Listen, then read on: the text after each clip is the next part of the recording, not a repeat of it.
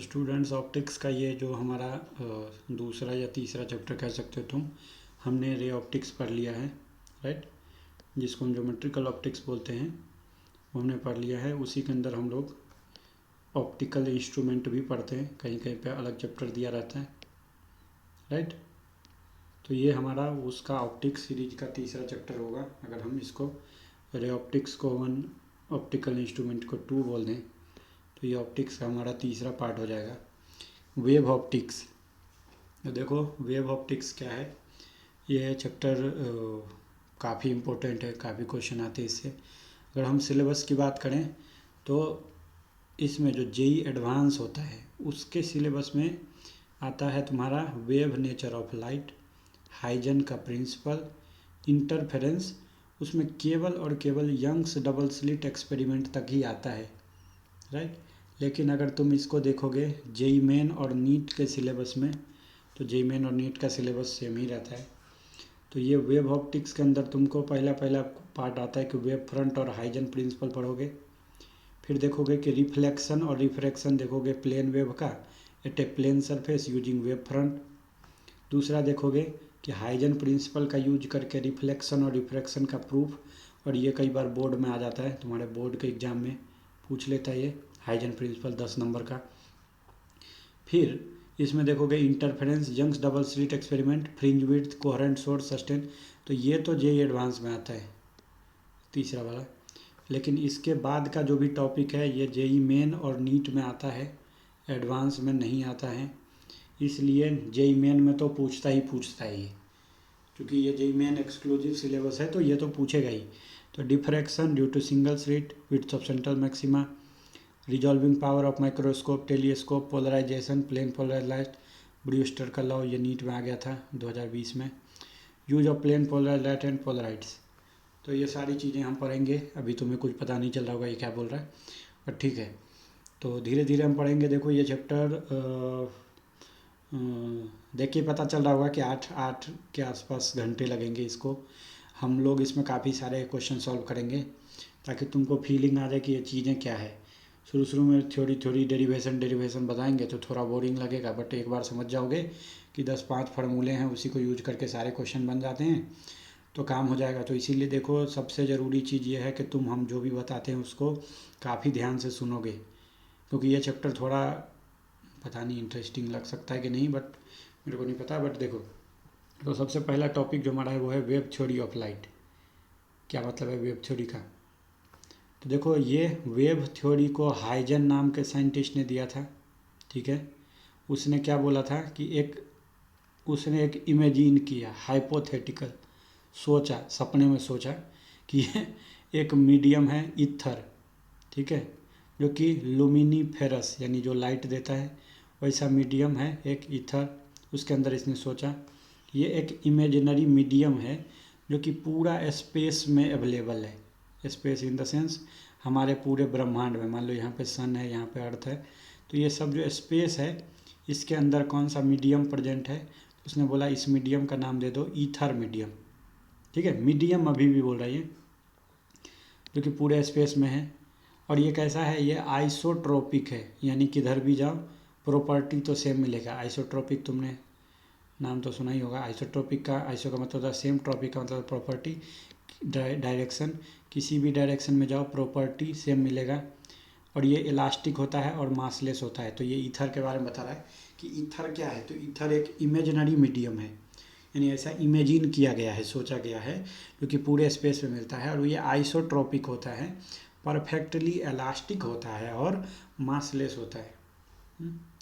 अब क्या बोलता है कि ये जो अलग अलग कलर का लाइट है, जैसे तुम रेड देखते हो, ब्लू, वायलेट, इंडिगो, येलो, तो ये जो डिफरेंट कलर ऑफ लाइट है, ऐसा ये लाइट का कलर डिफरेंट क्यों होता है, क्योंकि जो वेव हैं उसके वेवलेंथ अलग अलग होते हैं, डिफरेंट वेवलेंथ होते हैं।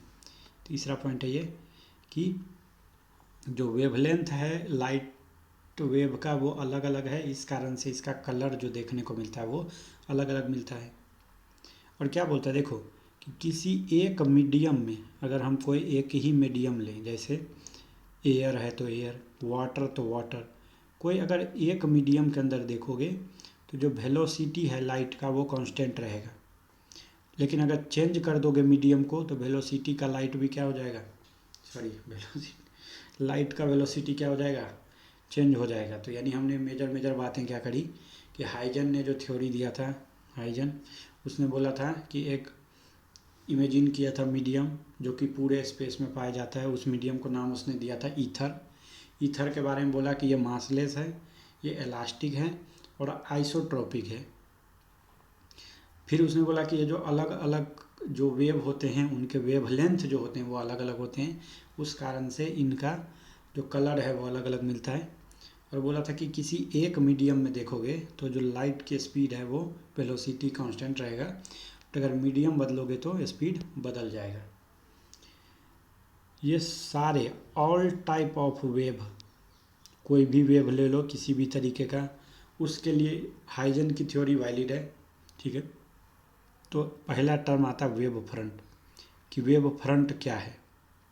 तो देखो जितना भी ईथर पार्टिकल है, ऑल ईथर का पार्टिकल, ईथर क्या था, मीडियम, जो कि सेम फेज में वाइब्रेट हो रहा। यहाँ पे तुमको पता चलेगा कि तुमको पढ़ना पड़ेगा 2-4 चैप्टर, उसका नाम है SHM, wave on string, sound wave. ये 3 चैप्टर पढ़ने के बाद ही तुमको वेव ऑप्टिक्स पढ़ना होता है, क्योंकि ये हमारे फिजिक्स का वेव वाला पोर्शन है, इसमें ये 4 चैप्टर आते हैं। तो वेव ऑप्टिक्स तो सबसे बाद में पढ़ना होता है, पहले SHM, wave on string, sound wave, wave optics. हालांकि हम जो है मेजर चीज़ें बताते चलेंगे, तो तुमने ये सब चैप्टर नहीं पढ़ रखा है तो भी तुमको समझ में आएगा। तो ऐसा एक्सक्यूज मत दे देना अपने आप को कि चूँकि हमने ये नहीं पढ़ा इसलिए हमको नहीं आता। नहीं भाई, बता रहा हूँ तो समझ में आना चाहिए। तो देखो ये वेव फ्रंट है। वेव फ्रंट किसको बोलते हैं, तो ये वेव फ्रंट लोकस होता है वो सारे पार्टिकल का जो कि सेम फेज में वाइब्रेट कर रहा हो। यानी अगर एक वेव फ्रंट के सारे पार्टिकल को लोगे तो वो सेम फेज में वाइब्रेट कर रहा होगा। लाइट जो किसी भी मीडियम में ट्रेवल करता है वो किस फॉर्म में, किस रूप में करता है, तो वेव फ्रंट के फॉर्म में ट्रेवल करता है। क्या बोला मैंने बोला कि जो लाइट है वो ट्रेवल करेगा किसी भी मीडियम में, जैसे एयर है, वैक्यूम है, तो वो वेव फ्रंट के रूप में ट्रेवल करता है। और ये जो लाइट ट्रेवल करता है किसी मीडियम में, तो क्या करता है, वो मीडियम के जो पार्टिकल हैं वो वाइब्रेट करना शुरू कर देता है और उस कारण से मीडियम के अंदर एक डिस्टरबेंस क्रिएट हो जाता है। क्या बोल रहा हूँ कि लाइट जब भी किसी मीडियम के थ्रू पास करेगा तो उस मीडियम का पार्टिकल वाइब्रेट करने लगेगा और उस कारण से उस मीडियम के अंदर वाइब्रेट करेगा तो क्या होगा, डिस्टरबेंस क्रिएट हो जाएगा। अब आता है कि every point on the wave front becomes the source of secondary wavelet. क्या वो देखो, लाइट वेव आया मीडियम के अंदर तो मीडियम वाइब्रेट करने लगा। अब ये जो वाइब्रेट कर रहा मीडियम का पार्टिकल, तो ये वेव पहले एक सोर्स था जहाँ से तुमने लाइट को फेंका था, तो लाइट सोर्स। अब ये मीडियम का पार्टिकल चूँकि वाइब्रेट कर रहा है तो ये सेकेंडरी सोर्स बन जाता है। सेकेंडरी वेवलेट जो बनेगा, जो दूसरा वेव बनेगा उसका ये सोर्स बन जाएगा, सोर्स ऑफ सेकेंडरी। यानी अब ये डिस्टरबेंस प्रोड्यूस कर रहा है, पहले ये दे रहा था अब ये करने लगेगा मीडियम का पार्टिकल। और उस कारण से क्या होता है कि मीडियम जो है लगातार एक सेकेंडरी वेवलेट बनाने लगता है सारे ही डायरेक्शन में, जो कि वो भी स्पीड ऑफ लाइट से ही ट्रेवल करेगा। क्या बोला मैंने कि जब भी लाइट किसी मीडियम में आता है तो मीडियम का पार्टिकल क्या करने लगता है, वाइब्रेट करने लगता है। उस कारण से जो ये वेव फ्रंट है, वेव फ्रंट के ऊपर जितने भी पॉइंट होंगे ये सब अब क्या क्रिएट करने लगेगा, ये सब सेकेंडरी वेवलेट क्रिएट करेगा। सेकेंडरी वेवलेट क्रिएट करेगा इसीलिए हम बोल देंगे इसको सोर्स ऑफ सेकेंडरी वेवलेट।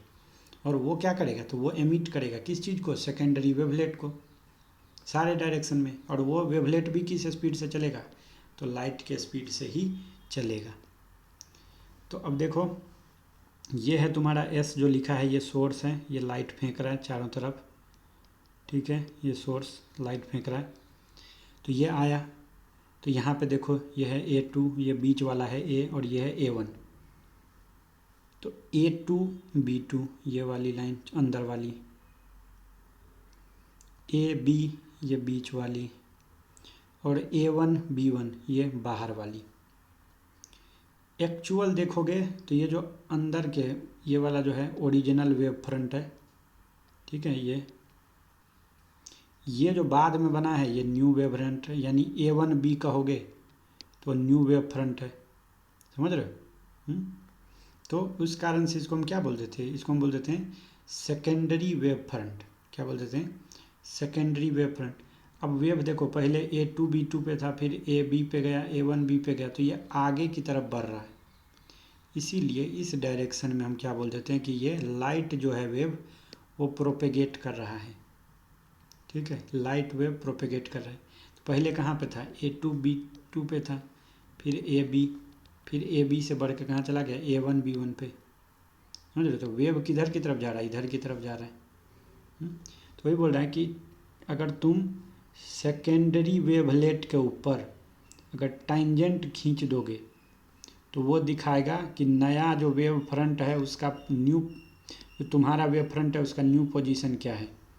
यानी मान लो इस पॉइंट पे यहाँ पे तुमने ऐसा एक लाइन टेंजेंट खींच दिया, ये जो टेंजेंट है ये दिखाता है क्या चीज़, कि तुम्हारा जो वेव फ्रंट है उसका नया पोजीशन क्या है। तो ये लाइन क्या है, हमने बोला कि जो टेंजेंट प्लेन है कहाँ पे, सेकेंडरी वेवलेट के ऊपर, वो दिखाता है new position of wave front को, new position of wave front को। तो बात आता है कि ठीक है, हाइजन की थ्योरी ने जो तुमने बताया है, हाइजेंस का जो प्रिंसिपल, हाइजन का जो थ्योरी है, उसमें क्या ऐसे घटना है जिसको ये एक्सप्लेन करता है। तो देखो हाइजन की थ्योरी वेव फिनोमिना पर आधारित है, तो ये वेव थ्योरी को एक्सप्लेन करेगा। तुमने पढ़ा होगा लाइट का जो होता है डुअल नेचर होता है, लाइट का डुअल नेचर होता है, यानी लाइट दो तरीके का बिहेव करता है। एक नेचर होता है पार्टिकल नेचर और दूसरा नेचर होता है वेव नेचर।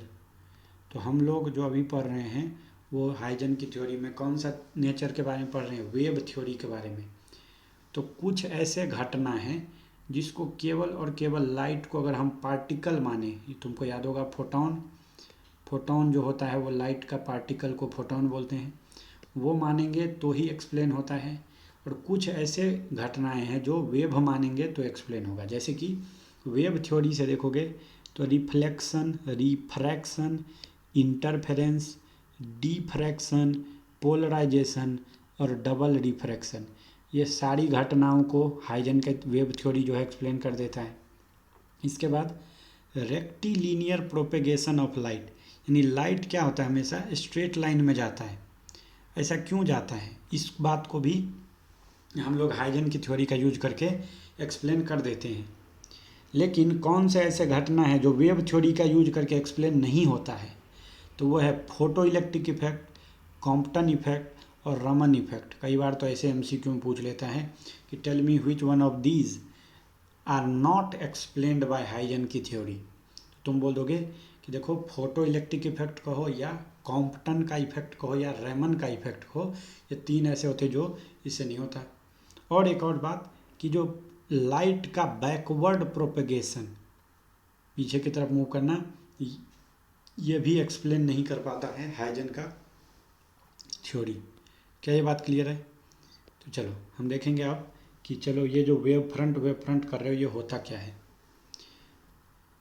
तुमने देखा है पानी में कभी, जब ठहरे हुए पानी में जब तुम कंकड़ मार देते हो, कंकड़ मार देते हो तो क्या होता है, ऐसा ऐसा ऐसा ऐसा बनने लगता है, रिप्पल, ऐसे ऐसे पानी ऊपर नीचे। जब ढेला मार देते हो ना कभी पानी में, तालाब में मार के देखो एक बार, तो क्या हो जाता है कि जैसे वाटर के अंदर जब तुम स्टोन फेंकते हो तो वेव एक ऐसे करके पहले यहाँ पे बनेगा, फिर थोड़ा बड़ा बनेगा, उससे बड़ा बनते बनते एक मर जाता है, मतलब वेव। तो किसी भी टाइम पे अगर तुम देखोगे, अगर किसी भी पॉइंट पे तुम देखोगे सरफेस पे, तो वो ऑसिलेट, एक तो ऊपर नीचे ऑसिलेट करता रहता है और दूसरा ये आगे की तरफ भी वेव बढ़ता जाता रहता है, बड़ा सर्कल बड़ा होता जाता रहता है। जब डिप मारते हो, ऐसे स्टोन मारा, छोटा सर्कल बना, फिर बना और ये ऊपर नीचे जाते रहते हैं ऐसा। ये चीज़ तुमने पानी में अगर ऑब्जर्व नहीं किया है तो एक बार और करके देखो।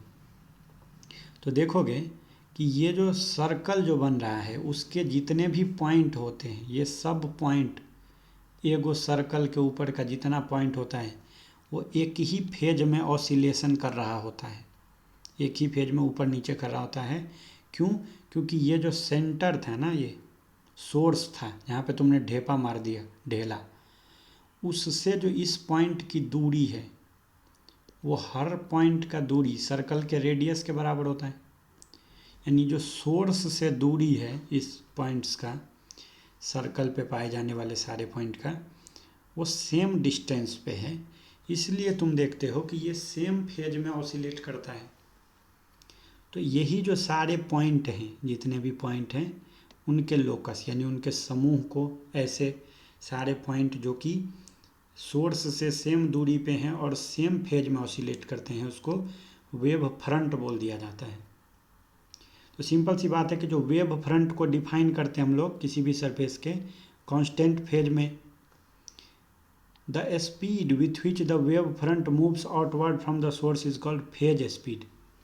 और तुमको पता है ये सर्कल पहले छोटा फिर बड़ा ऐसे करके आगे की तरफ बढ़ता जाता है। तो जिस स्पीड से ये आगे जाता है ना, उसको हम फेज स्पीड बोलते हैं। ये पहले छोटा सर्कल, अब ये बड़ा बन गया, ये बड़ा बन गया। तो जो बाहर की तरफ जा रहा है ना, आउटवर्ड की तरफ, तो इसको हम क्या बोलते हैं? इसको हम बोलते हैं phase speed. The speed with which the wave front moves outward from the source is called phase का स्पीड। और ये जो हमारा वेव फ्रंट होता है, वेव फ्रंट, उसका जो इनर्जी होगा, जो हमारा वेव है, वेव का जो इनर्जी होगा वो वेव फ्रंट के परपेंडिकुलर डायरेक्शन में मूव करेगा, ट्रेवल करेगा। क्या बोल रहा हूँ? जो वेव का इनर्जी है, इनर्जी ऑफ जो वेव है, ये कैसे चलेगा? ये परपेंडिकुलर टू वेव फ्रंट, जो तुम्हारा वेव फ्रंट है उसके परपेंडिकुलर डायरेक्शन में ट्रेवल करेगा। कौन सा चीज़? इनर्जी। अब ये सब तो भाई याद रखने की चीज़ें हैं। अब तुम देखोगे कि वेव फ्रंट कितने कितने टाइप का होता है। तो सिंपल सी बात है कि जो वेव फ्रंट किस शेप का बनेगा ये डिपेंड करता है सोर्स, जो कि लाइट का सोर्स है, जो लाइट फेंक रहा है, मरकरी हो सकता है, बल्ब हो सकता है, उसका शेप कैसा है, सोर्स का शेप कैसा है, जिससे ये वेव फ्रंट बन रहा है।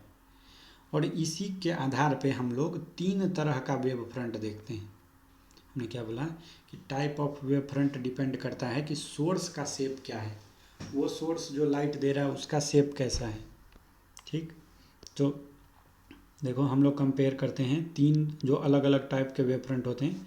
पहला वेव फ्रंट होता है स्फेरिकल, सिलिंड्रिकल और प्लेन। ये 3 तरह का वेव फ्रंट है। तो अगर तुम्हारा जो लाइट का सोर्स है, जहाँ से तुम लाइट ले रहे हो, वो पॉइंट सोर्स है, पॉइंट है, तो स्फेरिकल वेव फ्रंट बनेगा। ये एक मान लो ये पॉइंट है बीच में, तो ये जो भी बनाएगा ये स्फेयर टाइप का बनाएगा। समझ रहे हो? यहाँ पे एक बल्ब छोटा सा रख दिए तो ये अपने चारों तरफ लाइट को फेंकेगा और एक गोला की तरह गोला बनाएगा। सर्कल नहीं है ये 3D है, ये गोला है। जो पॉइंट सोर्स है वो कैसा बनाएगा? स्फेरिकल बनाएगा। अब 2 चीज़ होता है, कोई भी वेव है तो उसका एक तो एम्पलीट्यूड होता है और दूसरा होता है इंटेंसिटी। एक होता है एम्पलीट्यूड और दूसरा होता है इंटेंसिटी। समझ रहे हो बात? पहला है एम्पलीट्यूड, दूसरा क्या होता है? इंटेंसिटी। तो हमको देखना है कि जो एम्पलीट्यूड है वो कैसा वेरी करेगा और जो इंटेंसिटी है वो कैसा वेरी करेगा। तो ये जो एम्पलीट्यूड होता है स्फेरिकल के केस में, वो रेडियस ले लो या डायमीटर ले लो, उसके इन्वर्सली प्रोपोर्शनल होता है। कह रहे हैं कि जो एम्पलीट्यूड है वो रेडियस के इन्वर्सली प्रोपोर्शनल है। अब रेडियस रख सकते हो, डायमीटर भी सेम बात होता है, बस 2 से गुणा होता है डायमीटर में। यानी अगर रेडियस को बढ़ाओगे तो एम्पलीट्यूड क्या होता जाएगा? घटता जाएगा। रेडियस को घटाओगे तो एम्पलीट्यूड बढ़ता जाएगा। और जो इंटेंसिटी होता है वो रेडियस के स्क्वायर के इन्वर्सली प्रोपोर्शनल होता है। यहाँ पे भी अगर रेडियस को बढ़ाओगे तो इंटेंसिटी घटेगा, रेडियस को घटाओगे तो इंटेंसिटी बढ़ेगा, लेकिन स्क्वायर गुना स्क्वायर पे डिपेंड करता है इंटेंसिटी। ठीक है। अब बात आता है सिलिंड्रिकल वेव फ्रंट। देखो, अगर तुमको सिलिंड्रिकल वेव फ्रंट बनाना है तो तुमको लीनियर सोर्स लेना पड़ेगा, यानी ऐसा टाइप का सोर्स लेना पड़ेगा, मरकरी जैसा। तो ये अपने चारों तरफ कैसा बनाएगा वेव फ्रंट, सिलेंडर बनाएगा। समझ गए बात? ये देख रहे हो, तो ये अपने चारों तरफ अपना लाइट फेंक रहा है, तो ये सिलिंड्रिकल बन जाएगा। तो सोर्स कैसा लिए तुम, ये लाइन जैसा लिए, तो लीनियर सोर्स लेना पड़ा। तो इस केस में जो एरिया होता है, सॉरी एम्पलीट्यूड होता है, वो 1/√d ले लो या 1/√r ले लो, इसके प्रोपोर्शनल होता है। और इंटेंसिटी यहाँ पे 1/r हो जाएगा, उसके प्रोपोर्शनल। समझे? और अगर तुम प्लेन बनाना है, तुमको प्लेन वेव फ्रंट बनाना है, तो तुमको एक एक्सटेंडेड लार्ज सोर्स लेना पड़ेगा, जो कि बहुत वेरी लार्ज डिस्टेंस पे रखा हुआ हो। ये देखो, ऐसा टाइप का प्लेन है, ये वेव फ्रंट है। तुमको एक बड़ा सा सरफेस वाला सोर्स लेना पड़ेगा, जो कि अपना ऐसा ऐसा वेव फ्रंट बनाएगा। समझ में आ रहा है? इसके लिए एम्पलीट्यूड भी कांस्टेंट होता है और इंटेंसिटी भी कांस्टेंट होता है। ठीक। अब बात आती है कि वेव फ्रंट के कुछ कैरेक्टरिस्टिक बता दो, गुण बता दो। तो देखो क्या होता है, ये जो तुम्हारे वेव फ्रंट है, ठीक है, फेज डिफरेंस अगर देखोगे, एक ही वेव फ्रंट के ऊपर अलग अलग पार्टिकल्स के बीच में फेज डिफरेंस 0 होगा। क्यों? क्योंकि वेव फ्रंट का डिफिनीशन ही तुम देखे हो कि ये सारे पार्टिकल अगर एक वेव फ्रंट के ऊपर है तो कैसे होते हैं, इन फेज होते हैं, एक ही फेज में होते हैं। तो फेज डिफरेंस कितना हो जाएगा, 0। तो वही बोल रहा है कि जो फेज डिफरेंस है between various particle on the wave front is 0।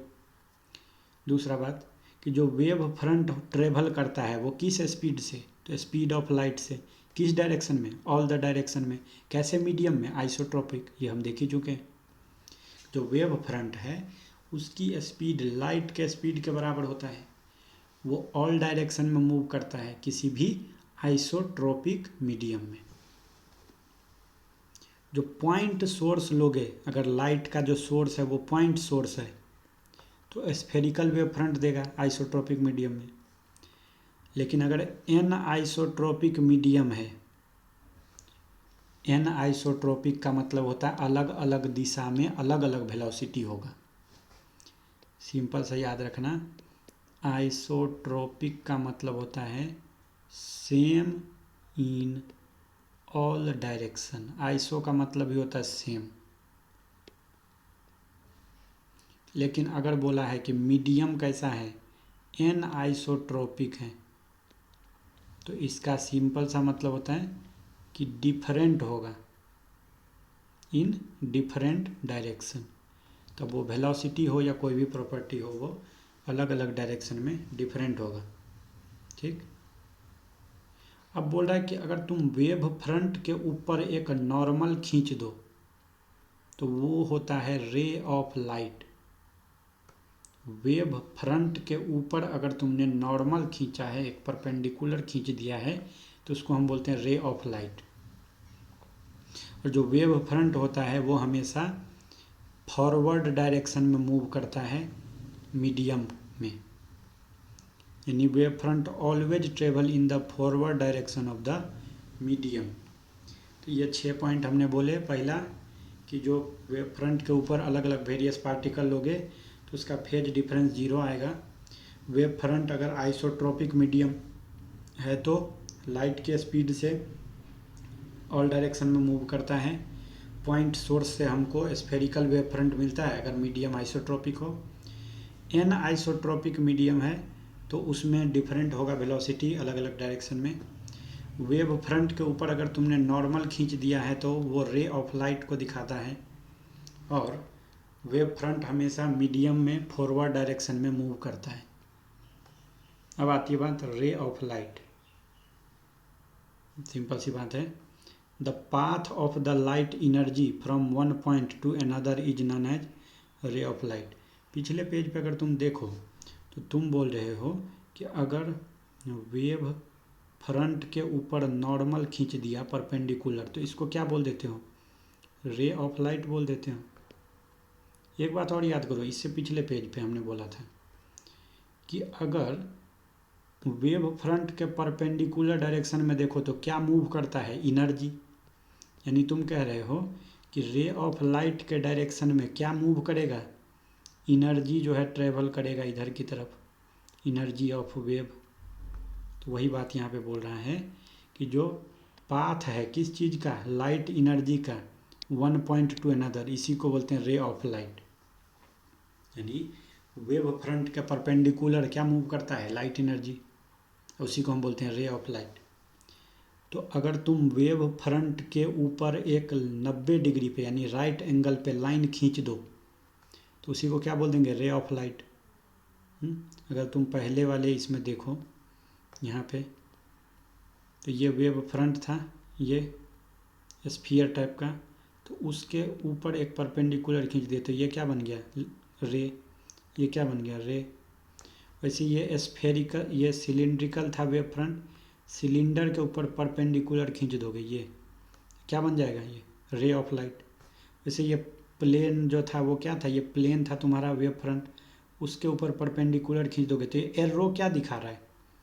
ये परपेंडिकुलर है वेव फ्रंट के, यानी ये क्या दिखा रहा है? ये दिखा रहा है रे ऑफ लाइट। और इसी डायरेक्शन में क्या प्रोपेगेट करता है? लाइट का प्रोपेगेशन जो होता है वो रे के डायरेक्शन में ही होता है। तो रे ऑफ लाइट को क्या बोल देंगे हम? It represent the direction of propagation of light, यानी ये लाइट किस दिशा में मूव कर रहा है उसको दिखाता है। अब हम देखेंगे इंटरफेरेंस, कि इंटरफेरेंस किसको बोलते हैं। तुमने अक्सर नाम सुना होगा, अरे हमारे काम में इंटरफियर मत करो, हमारे मामले में इंटरफेयर मत किया करो।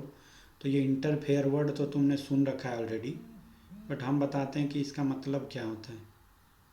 ठीक है, देखो जब भी टू लाइट, दो लाइट वेव हैं, लाइट वेव दो हैं, इनकी फ्रीक्वेंसी सेम है, इनके बीच का जो फेज डिफरेंस है वो जीरो है शुरुआत में, या तो फेज डिफरेंस जीरो है या इनके बीच का जो फेज डिफरेंस है दो वेव के बीच में वो कांस्टेंट है।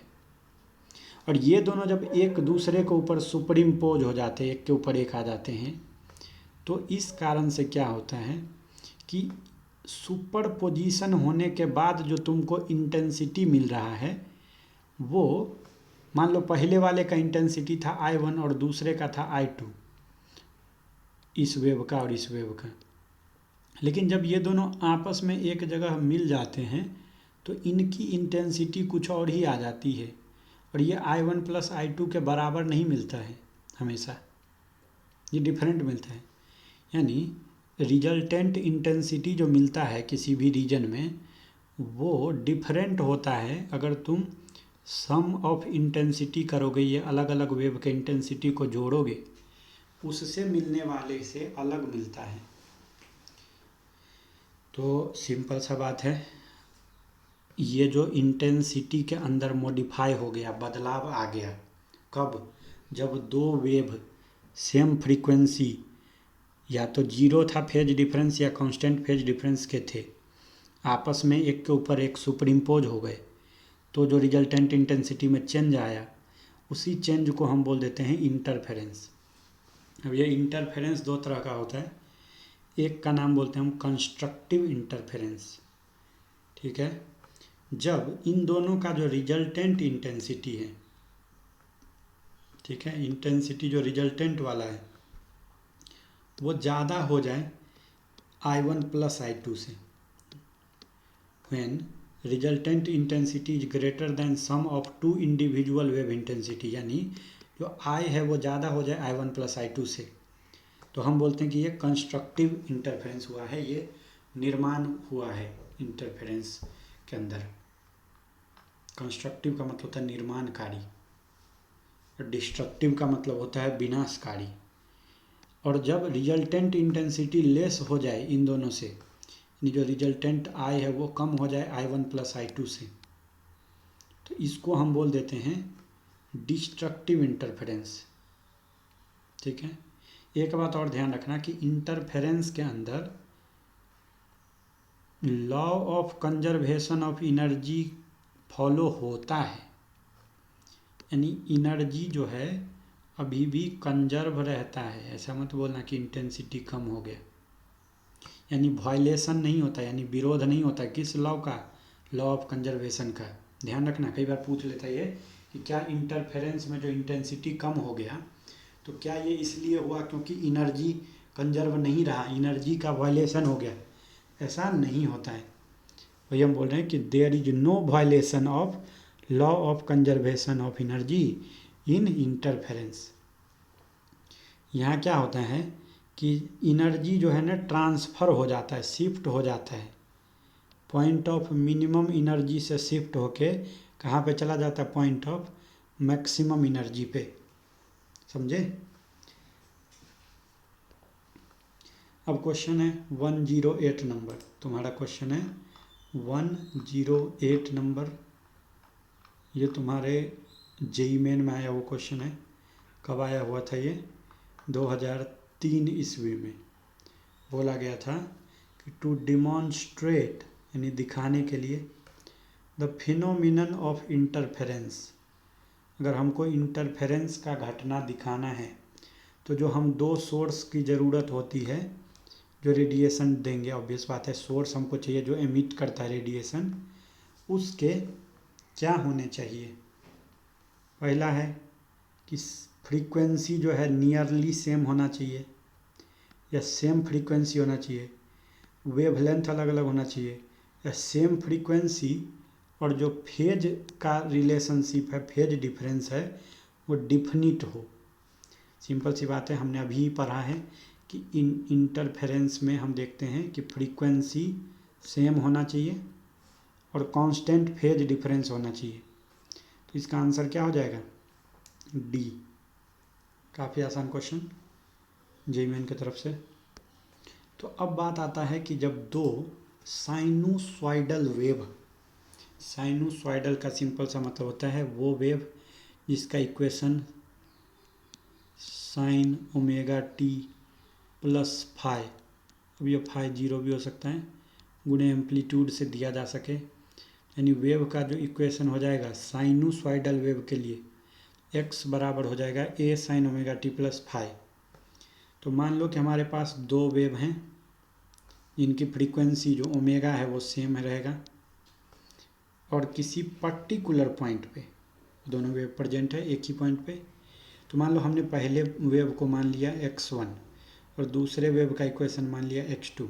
किसी भी टाइम t पे हमारा x1 है उसका इक्वेशन में लिख दिया a sine omega t, phi को इसके लिए 0 डाल दिए हैं। तो जो x2 है उसके लिए लिख दिए a sine omega t plus phi. तो एक बात ध्यान से देखो, इन दोनों के इक्वेशन में ओमेगा क्या सेम है?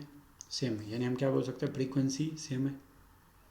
किसी भी टाइम टी पे हमने बोला कि ये कितना है 0 पे, ये कितने फेज है इसका फाई। तो जो फेज डिफरेंस आ रहा है इनका, फेज डिफरेंस कितने का है? तो फाई का है। एक का 0 एक का फाई, तो टोटल डिफरेंस कितना है? फाई। तो ये क्या है? ये डिस्प्लेसमेंट का इक्वेशन है, x1 x2 डिस्प्लेसमेंट है। जो दो वेव जो डिस्टर्बेंस, जिसको वेव को डिस्टर्बेंस भी बोलते हैं, वो जो प्रोड्यूस कर रहा है उसका डिस्प्लेसमेंट है। तो हम ये मान रहे हैं कि दोनों जो डिस्प्लेसमेंट है वो सेम डायरेक्शन में है। ठीक है। अब इन दोनों को हम क्या करा देंगे? सुपर पोजिशन करा देंगे। सुपर पोजिशन का कुछ मतलब नहीं होता, सिंपली होता है इसको दोनों को ऐड कर देंगे और इनका जो रिजल्टेंट डिस्प्लेसमेंट है वो निकालेंगे। यानी हम क्या निकाल देंगे? एक रिजल्टेंट डिस्प्लेसमेंट जिसको हम एक्स टी से दिखाते हैं, वो कैसे निकलेगा? तो वो इस दोनों को जोड़ देने से निकलेगा। x1 T plus x2 T को जोड़ के मिलेगा हमको ये। ठीक है। तो पहला क्या था? तो ये था, ये एम्पलीट्यूड अलग अलग रखा है इसने, a1 और a2 अलग अलग रखा है। तो a1 sine omega t plus a2 sine omega t plus phi. ठीक है, ये हो गया। तो तुम जानते हो कि जब ऐसे दो का हमको निकालने का रहता है तो हमने ये कई बार निकाला है। तो जब तुम एक बार रिजल्टेंट एम्पलीट्यूड निकालते हो तो वो हो जाता है √A1 का स्क्वायर जोड़ A2 का स्क्वायर जो 2A1A2 cos फाई। तो ये तो हो गया हमारा क्या चीज़, रिजल्टेंट एम्पलीट्यूड। और एक होता है इन दोनों के बीच का फेज डिफरेंस φ0। तो φ0 अगर होगा रिजल्टेंट का तो tan φ0 का मान आता है तो A2 sine omega A2 sine phi by A1 plus A2 cos phi. ये निकल गया, यानी हमारे पास जो रिजल्टेंट वेव आया xt उसको हमने बोल दिया A sine omega t plus φ0। अब ये हो गया हमारा रिजल्टेंट वेवलेंथ, रिजल्टेंट डिस्प्लेसमेंट जब हमने इन दोनों वेव को जोड़ा तब। तो इस ए का मान कितना होगा, तो ये ए का मान हो जाएगा इतना और ये φ0 कितना होगा इतना। ये हमने निकाल दिया है, ये हम SHM में भी पढ़ते हैं। तो यहाँ पे तुम समझ गए कि हमको दो चीज़ पता चल गया, एक तो रिजल्टेंट एम्पलीट्यूड और फेज डिफरेंस दोनों का। तो अब क्वेश्चन आता है अपने पास। क्वेश्चन क्या है कि S1 and S2 are two sources of light. ये दो सोर्स हैं लाइट के S1 और S2 which produce individually disturbance at a point P given by E1 is equal to 3 sine omega t और E2 is equal to 4 cos omega t. बोल रहा है ले लो कि E1 और E2 जो है सेम लाइन के लॉन्ग हैं, तो इन दोनों के रिजल्टेंट जो सुपरपोजिशन के बाद बनेगा उसका रिजल्टेंट बता दो। सिंपल सा बात है, यहाँ पे तुम्हारा है सोर्स S1 और यहाँ पे सोर्स है S2। ये कह रहा है ये किसी भी एक पॉइंट पे, मान लो ये एक पॉइंट P पे कितने का डिस्टरबेंस क्रिएट करेगा वो बता दो। तो यहाँ जो E होगा रिजल्टेंट वो क्या हो जाएगा, तो इसका था E1 इसका था E2। तो E बराबर क्या हो जाएगा E1 प्लस E2। ये बात समझ गए तुम।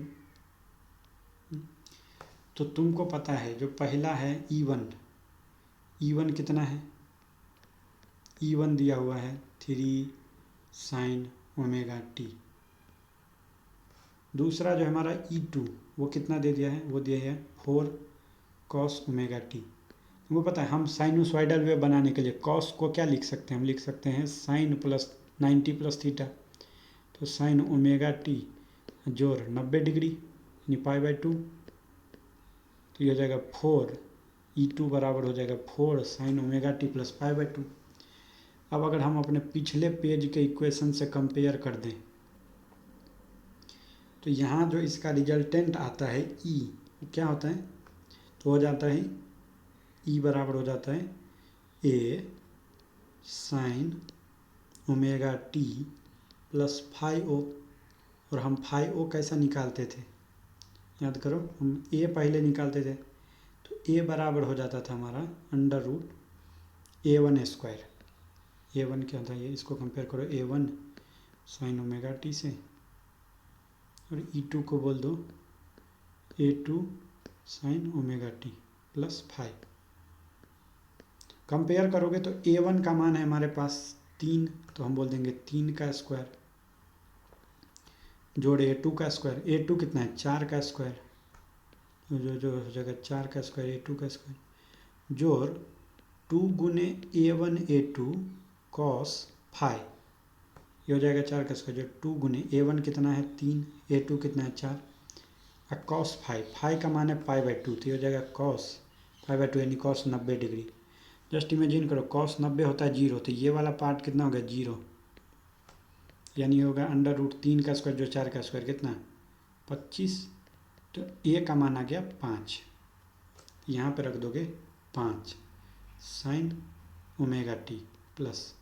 अब निकालना है तुमको φ0 का मान। तो φ0 कैसे निकालते थे, तो तुम बोलते थे कि tan φ0 जो होता है tan φ0 वो क्या होता है, वो होता है A2 sine phi bye A1 जोड़ A2 कॉस फाई। ये तो हमने लिखा भी फार्मूला पीछे कॉस फाई। तो A2 यहाँ पे है 4 साइन π/2, फाई का मान π/2 है, डिवाइडेड बाई A1 है 3 जोड़ 4 कॉस π/2, तो भाई कॉस π/2 तो होता है 0, तो ये तो चला गया। साइन π/2, साइन 90 होता है 1, तो हो जाएगा 4/3। तो टेन फाई बराबर आ गया 4/3, तो फाई के बदले हम फाई ओ के बदले हम लिख सकते हैं टेन इनवर्स 4/3। तो यानी तुम्हारा जो आंसर आ गया वो क्या आ गया, वो आ गया यहाँ से ये 53 डिग्री आ जाएगा। ये 53 डिग्री का मान होता है 4/3, तो यहाँ से हमने फाई ओ का मान कितना बता दिया, 53 डिग्री। तो यानी तुम इक्वेशन में रख दोगे तो जो रिजल्टेंट ई का मान आ गया वो कितना आ गया, तो पहला तो ये आ गया 5 साइन ओमेगा टी जोड़ 53 डिग्री।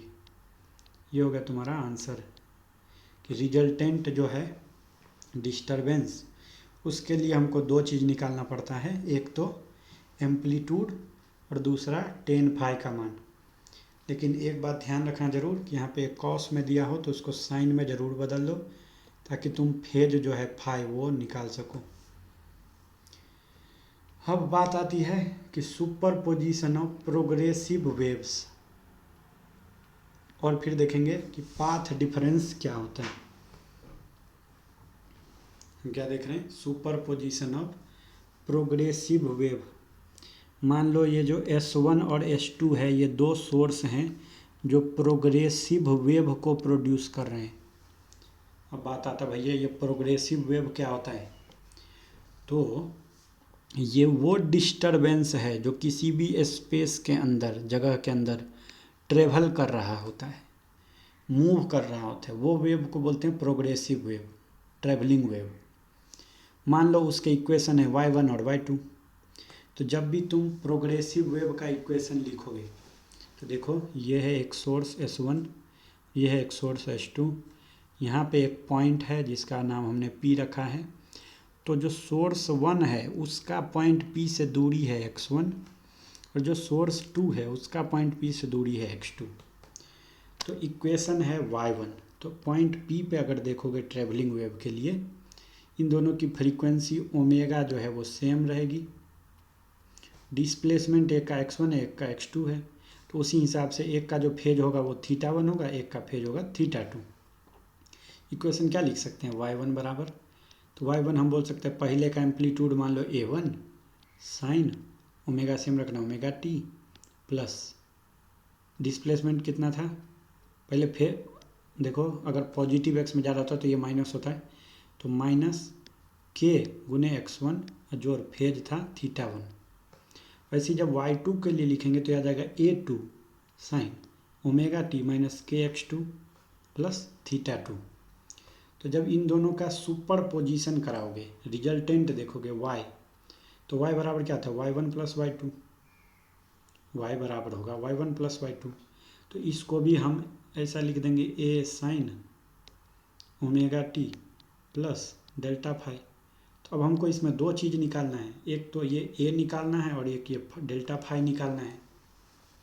समझ रहे नहीं समझ रहे, यानी जब हमारे ये दो वेव को हमने सुपरपोज कराया, y1 प्लस y2 लिख दिया, तो इसको हमने मान लिया कि मान लो ये a sine omega t plus phi के टर्म में रहेगा।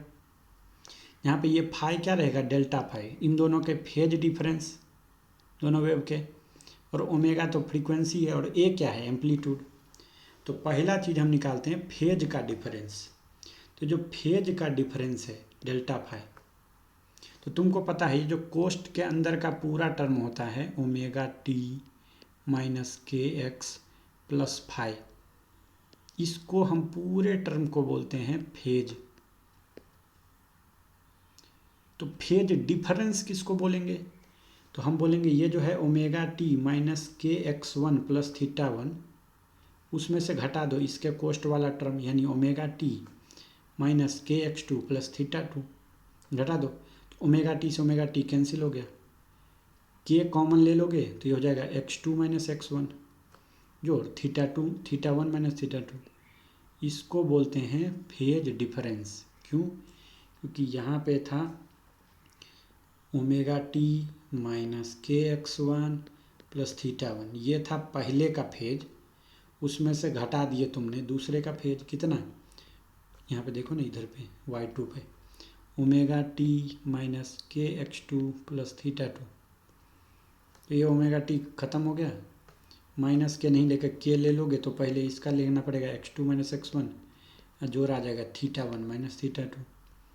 तो के x2 माइनस x1 को इन्होंने लिख दिया के गुने डेल्टा पी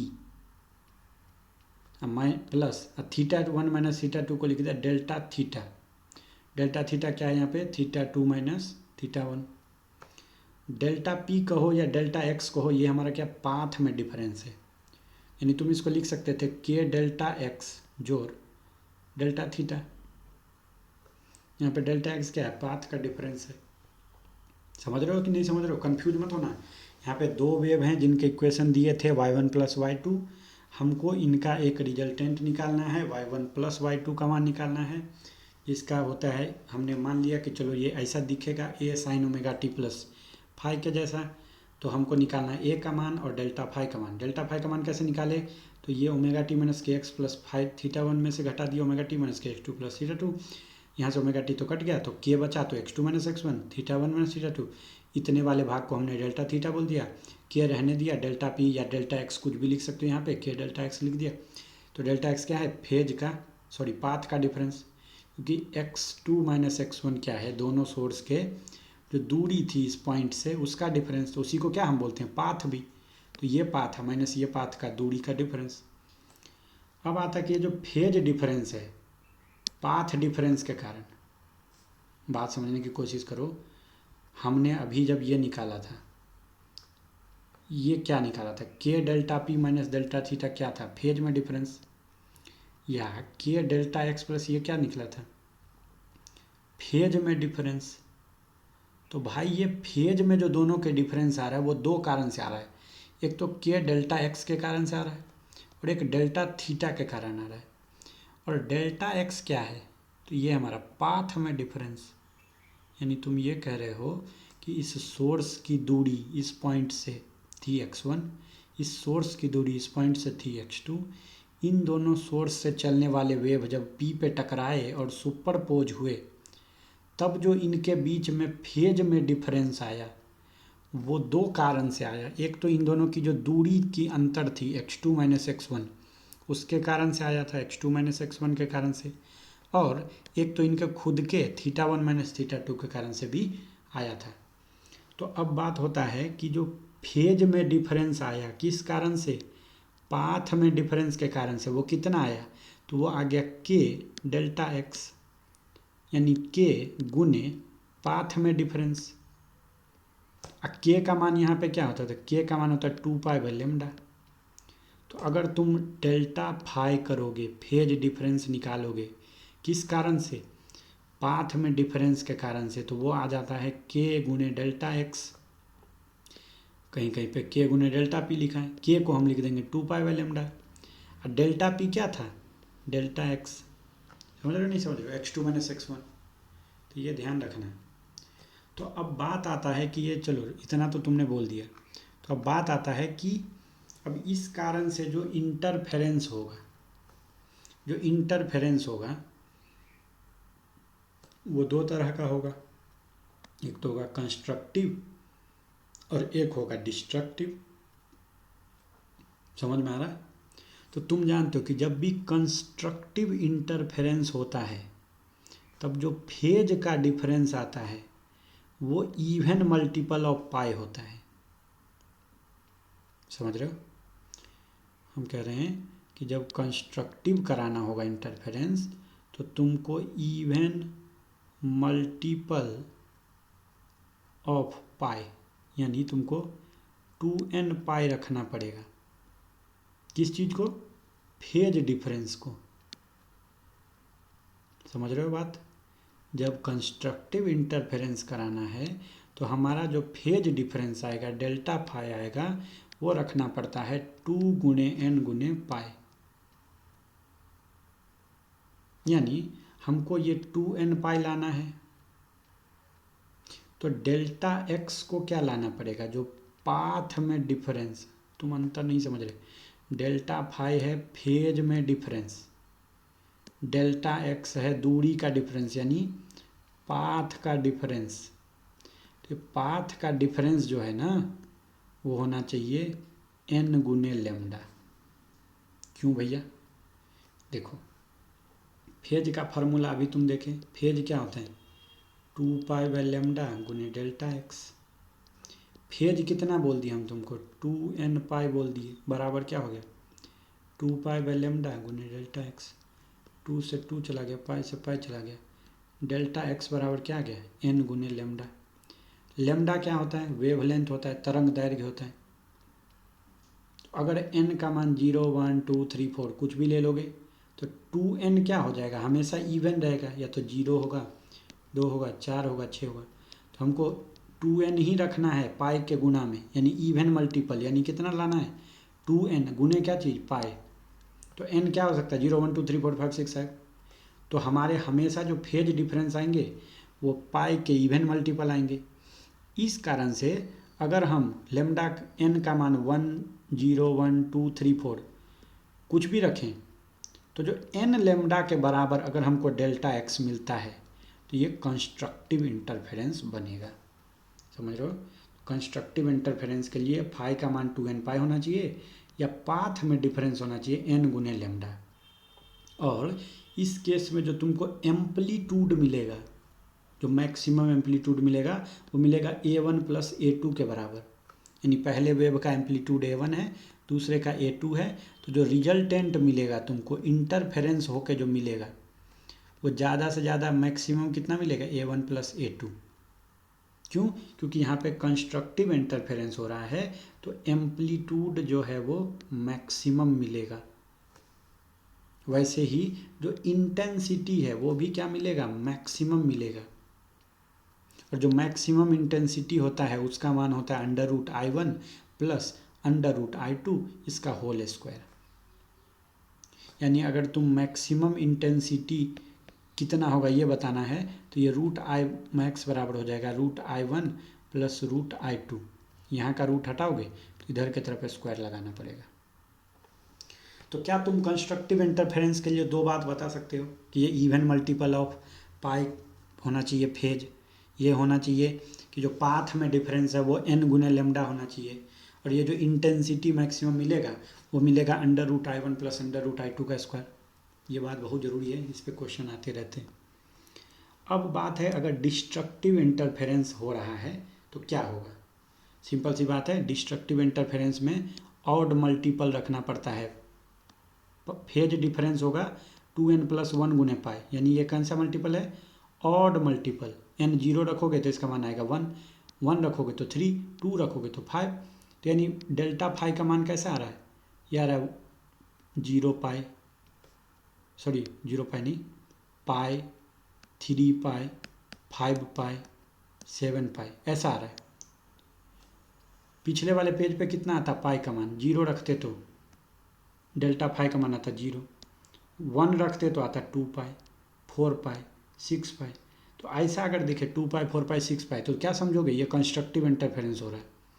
लेकिन दो वेव के फेज का डिफरेंस अगर ऑड मल्टीपल ऑफ पाई आ जाए क्या समझोगे, ये डिस्ट्रक्टिव इंटरफेरेंस हो रहा है। अब यहाँ पे जब डेल्टा एक्स का मान निकालोगे तो ये आ जाएगा 2n + 1 λ/2, यानी ये λ/2 का ऑड मल्टीपल है।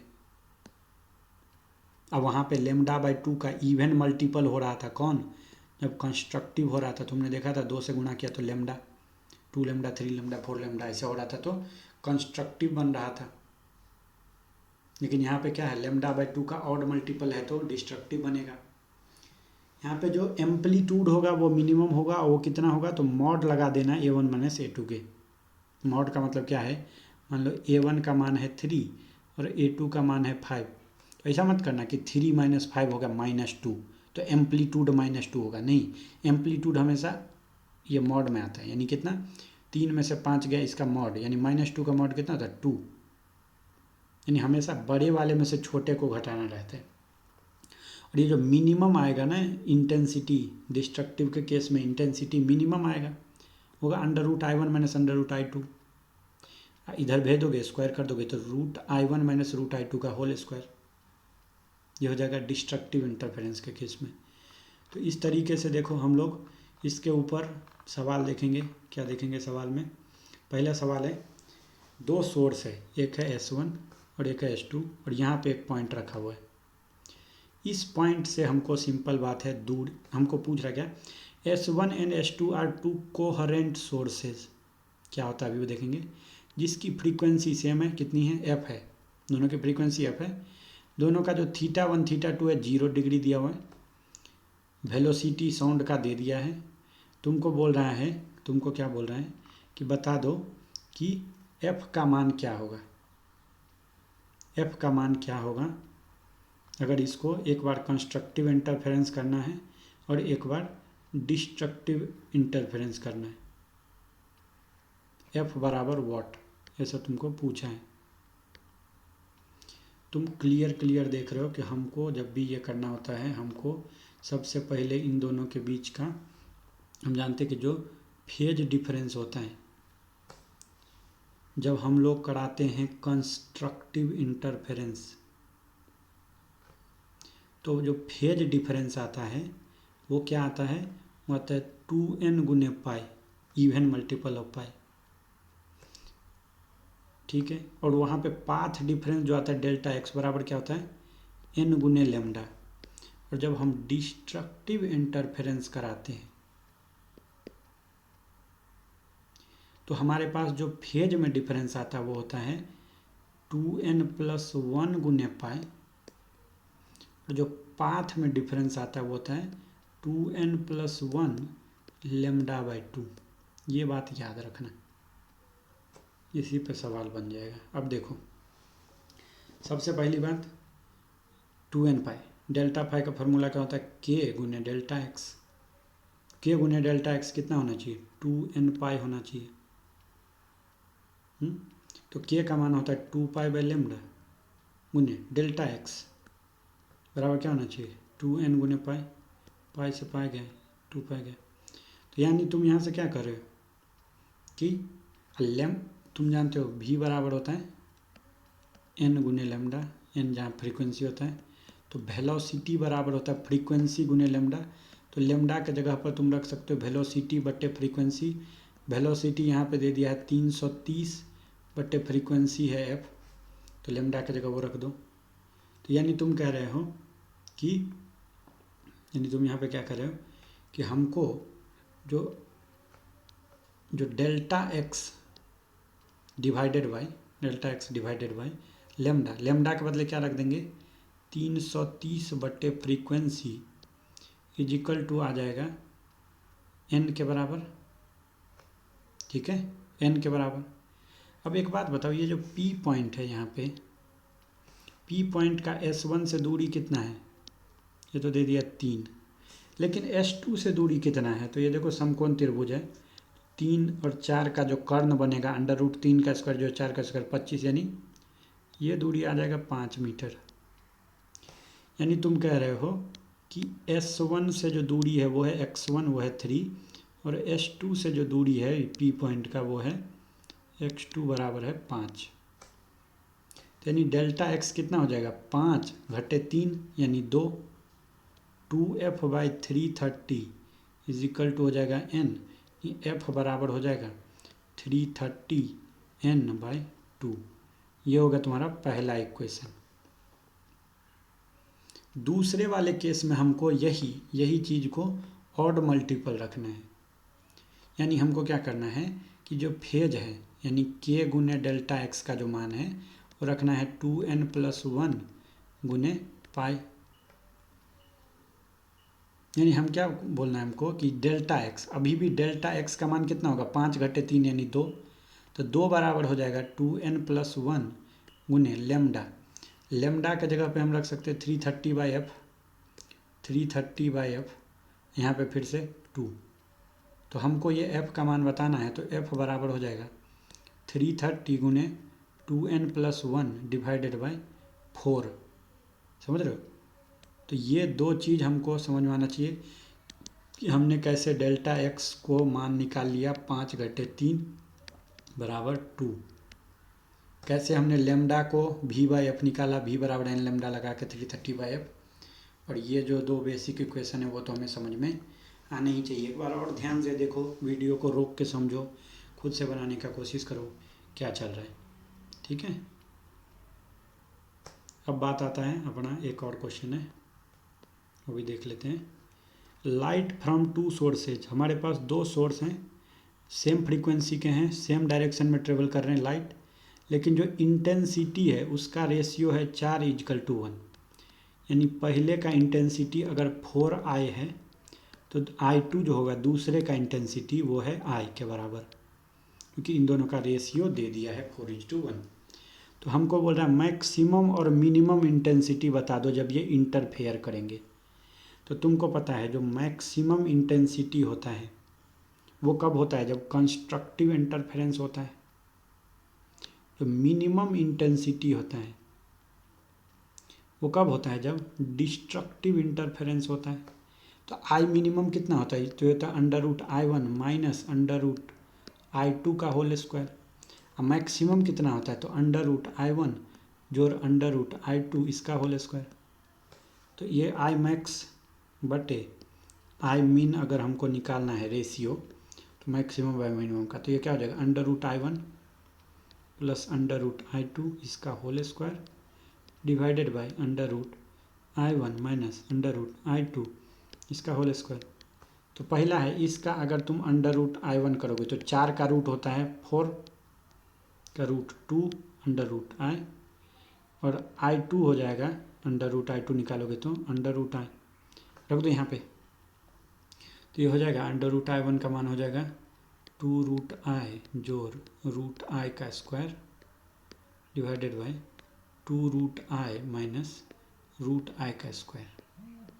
2√I प्लस √I यानी ये 3√I का स्क्वायर बटे √I का स्क्वायर।